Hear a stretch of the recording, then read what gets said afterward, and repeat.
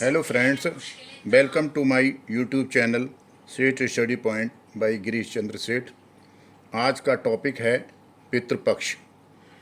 आज हम आपको पितृपक्ष के बारे में, गीता के 7वें अध्याय का महत्व, पितृपक्ष क्या है, पितृपक्ष में पितरों की प्रिय वस्तुएं क्या हैं, पितृपक्ष में पितरों के भोजन में क्या क्या चीज़ शामिल ना की जाए, श्राद्ध के प्रतीक क्या हैं, मनुष्य पर 3 ऋण क्या हैं, पितरों को कैसे प्रसन्न करें, श्राद्ध का इतिहास और श्राद्ध का महत्व, इन बातों पर चर्चा करेंगे।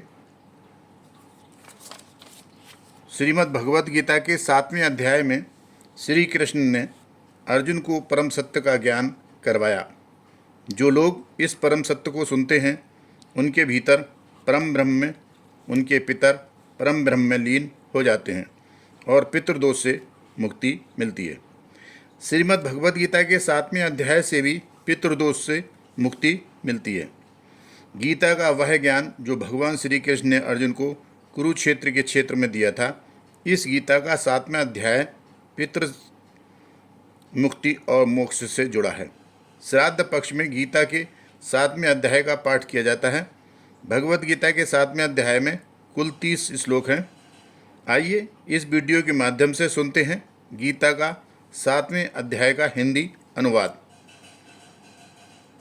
श्राद्ध पक्ष, अगर आप चाहें तो संपूर्ण गीता का पाठ करें, नहीं तो पितरों की मुक्ति शांति हेतु 7वें अध्याय का पाठ जरूर पढ़ें या सुनें। अनन्य प्रेम से मुझसे आसक्त चित्त होकर श्री कृष्ण भगवान बोले, हे पार्थ, मुझ में मन लगाकर मेरे ही आश्रय होकर योगाभ्यास करते हुए मेरे स्वरूप का संशय रहित पूर्ण ज्ञान होगा। सो सुनो, विज्ञान के सहित वह पूर्ण ज्ञान मैं तुम्हें सुनाता हूँ, जिसके जानने से तुमको इस लोक में कुछ जानना शेष ना रहेगा। सहस्त्रों मनुष्यों में से कोई एक सिद्धि प्राप्ति के लिए यत्न करता है, और उस यत्न करने वाले सिद्धों में से कोई जो भी मुझे ठीक से जान पाता है। पृथ्वी, जल, अग्नि, वायु, आकाश, मन, बुद्धि और अहंकार, ये 8 प्रकार की मेरी प्रकृति माया है। इस प्रकृति को अपरा, अचेतन अर्थात जड़ कहते हैं, और हे महाबाहो, इससे दूसरी प्रकृति चेतन है, जिससे संपूर्ण जगत धारण किया है। इन्हीं दोनों प्रकृतियों से सब प्राणी मात्र उत्पन्न होते हैं। ऐसा जानो, ये प्रकृतियाँ हम ही से उत्पन्न हुई हैं। इस प्रकार जगत की उत्पत्ति और प्रलय का कारण मैं ही हूँ। मैं धनंजय, धागे में जिस प्रकार मणि पिरोई जाती है, उसी भांति ये संसार मुझ में गुथा हुआ है। मुझसे परे कुछ भी नहीं है। हे कुंती पुत्र, जल में, रस में, चंद्रमा और सूर्य में, प्रभा में मैं ही हूँ। सब वेदों में प्रणव मैं ही हूँ। आकाश में शब्द और पुरुषों में जो पौरुष है वो मैं ही हूँ। हे अर्जुन, पृथ्वी में जो सुगंध है और अग्नि में जो तेज है वो मैं ही हूँ। सब प्राणियों में जीवन और तपस्वियों में तप मैं ही हूँ। हे पार्थ, संपूर्ण प्राणियों में सनातन बीज रूप मुझको ही जानना।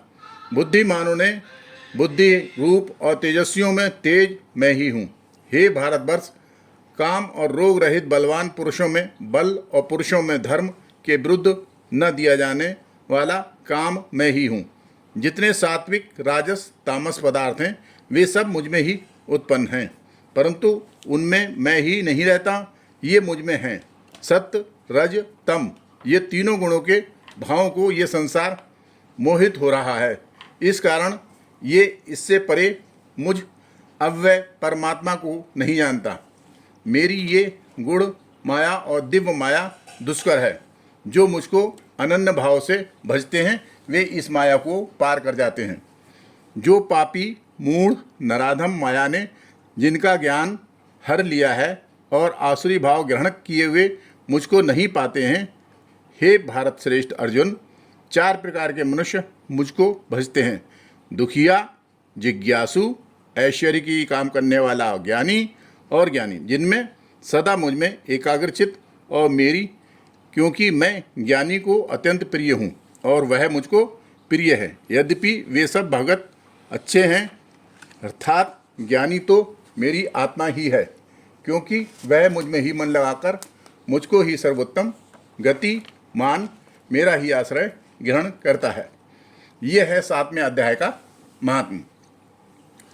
अब अगर बात पितृपक्ष की जाए तो पितृपक्ष भाद्रपद के मास के शुक्ल पक्ष की पूर्णिमा तिथि से आश्विन मास के कृष्ण पक्ष की अमावस्या तक 16 दिनों की अवधि, जिसमें हिंदू लोग अपने पितरों को श्रद्धापूर्वक स्मरण करते हैं और उनके लिए पिंड दान करते हैं, को 16 श्राद्ध, महालय पक्ष, अवर पक्ष,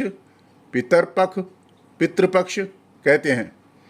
पितृपक्ष में पितरों की प्रिय वस्तुएं क्या क्या हैं, इस संबंध में जाना जाए तो दूध से बनी हुई चावल की खीर, देसी घी में बनी हुई पूड़ियाँ, तोरई की सब्जी, उड़द दाल के व्यंजन जैसे दही वड़ा, पकौड़ा, अन्न पकवान जो पितरों की पसंद हों। काले तिल के कुछ दाने भोजन की जगह पर बिखेर देने चाहिए ताकि पितरों को भोजन दुष्ट आत्माएं ग्रहण ना करें। अब पितृपक्ष में पितरों के भोजन में क्या क्या शामिल ना करें। कुम्हड़ा, जिससे व्रत का पेठा बनता है, मसूर की दाल, पत्ता गोभी, पालक की सब्जी, मूली, बैगन और तामसिक चीज़ें, लहसुन, प्याज, मांसाहार और नशीली वस्तुएं। और श्राद्धकर्ता को बाल नाखून नहीं कटवाना चाहिए, ब्रह्मचर्य का पालन करना चाहिए, पान या कोई नशीला पदार्थ सेवन नहीं करना चाहिए, तेल मालिश और प्राण भोगी वर्जित हैं। श्राद्ध के अंत में क्षमा प्रार्थना अवश्य करनी चाहिए। अब श्राद्ध के प्रतीक की अगर बात की जाए तो श्राद्ध के प्रतीक हैं कुश, तिल, यवगाय, कौआ। कुत्ते को श्राद्ध के तत्व के प्रतीक के रूप में माना जाता है। कुशा के अग्रभाग में ब्रह्म, मध्य में विष्णु और मूल भाग में भगवान शंकर का निवास माना जाता है। कौआ यम का प्रतीक है जो दिशाओं का फलित बताता है। गाय को बैतरणी से पार लगाने वाली है ही। दैनिक जीवन में भी भोजन की पहली मड़की गाय को देते हैं। श्राद्ध का एक अंश कुत्ते को देने से यमराज प्रसन्न होते हैं। अब यदि मनुष्य के 3 ऋणों की बात की जाए तो उसके शास्त्रों के अनुसार मनुष्यों पर उत्पन्न होते ही 3 ऋण बताए गए हैं: देव ऋण, ऋषि ऋण और पितृ ऋण। श्राद्ध के द्वारा पितृ ऋण से निवृत्ति प्राप्त होती है। इसलिए पितृपक्ष के दौरान भक्तिपूर्वक, श्रद्धापूर्वक तर्पण, पितरों को जल देना करना चाहिए। पितृपक्ष के श्राद्ध पार्वण श्राद्ध कहलाते हैं। अब पितृपक्ष में पितरों को प्रसन्न कैसे करें। आश्विन मास के कृष्ण पक्ष में उनकी मृत्यु तिथि को जल, तिल, चावल, जौ और कुश पिंड बनाकर या केवल संकल्पनिक विधि से उसका श्राद्ध करना चाहिए। गौग्रास निकालना चाहिए। उनके निमित्त ब्राह्मणों को भोजन करा देने से पितृ प्रसन्न होते हैं। उनकी प्रसन्नता ही पितृ ऋण से मुक्त करा देती है। पितरों के प्रति श्रद्धा व्यक्त करने का अनुष्ठान है श्राद्ध। अब अगर श्राद्ध के पितृपक्ष की इतिहास की बात की जाए तो पितृपक्ष की शुरुआत के बारे में कई मान्यताएं हैं। महाभारत के अनुशासन पर्व के मुताबिक अत्रि मुनि ने महर्षि निमि को श्राद्ध का उपदेश दिया था और इसके बाद उन्होंने सबसे पहले श्राद्ध किया था। महाभारत में ये बताया गया है कि पितृपक्ष की शुरुआत दानवीर कर्ण की गलती से हुई थी। कर्ण ने अपने जीवन काल में बहुत दान पुण्य किए थे, लेकिन उन्होंने कभी अपने पूर्वजों का श्राद्ध नहीं किया था, इसलिए स्वर्ग में उन्हें भोजन के रूप में अन्न नहीं मिला। पितृपक्ष के दौरान लोग अपने पूर्वजों को जल देते हैं और उनकी पुण्यतिथि पर श्राद्ध करते हैं। सबसे पहला भाग अग्नि को दिया जाता है। पितृपक्ष के दौरान लोग अपने पूर्वजों की आत्मा की शांति के लिए श्राद्ध करते हैं, तर्पण करते हैं, पिंडदान जैसे अनुष्ठान कार्य करते हैं। पितृपक्ष के दौरान लोग निकटतम पवित्र नदी में स्नान करते हैं। पितृपक्ष के दौरान लोग गया में जाकर फल्गु नदी के तट पर पिंडदान करते हैं। पितृपक्ष के दौरान लोग मोक्ष स्थली कहे जाने वाले गया में जाकर विष्णु पद मंदिर में विशेष प्रार्थना करते हैं। अब पितृपक्ष का महत्व क्या है।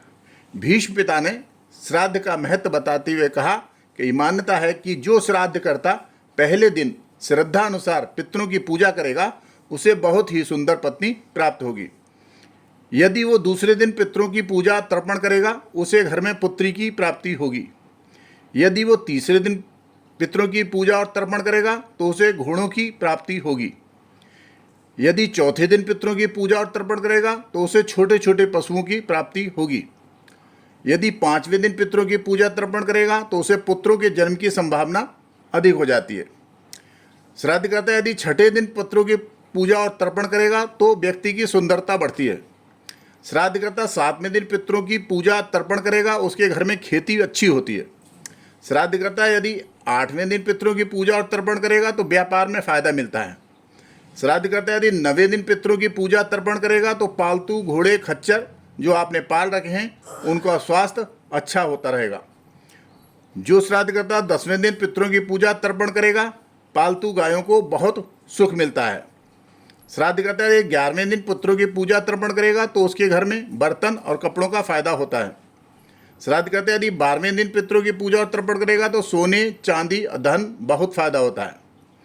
13वें दिन पितरों की पूजा और तर्पण करने से व्यक्ति अपने समाज में सम्मान पाता है।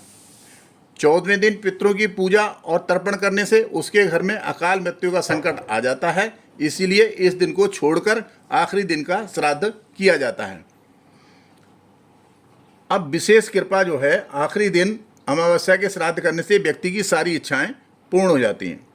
यदि पितरों की विशेष कृपा पानी हो तो क्या किया जाए? तो पितृपक्ष में रोज 1 लोटा जल में कच्चा दूध, शहद, काले तिल मिलाकर नित्य पीपल के वृक्ष में डालें और तिल के तेल का दीपक जलाएं। इस प्रकार इस वीडियो का समापन होता है। यदि आपको वीडियो अच्छी लगी हो तो लाइक करिए, शेयर करिए और कमेंट भेजिए और चैनल को सब्सक्राइब कीजिए। Thank you. जय हिंद, जय भारत।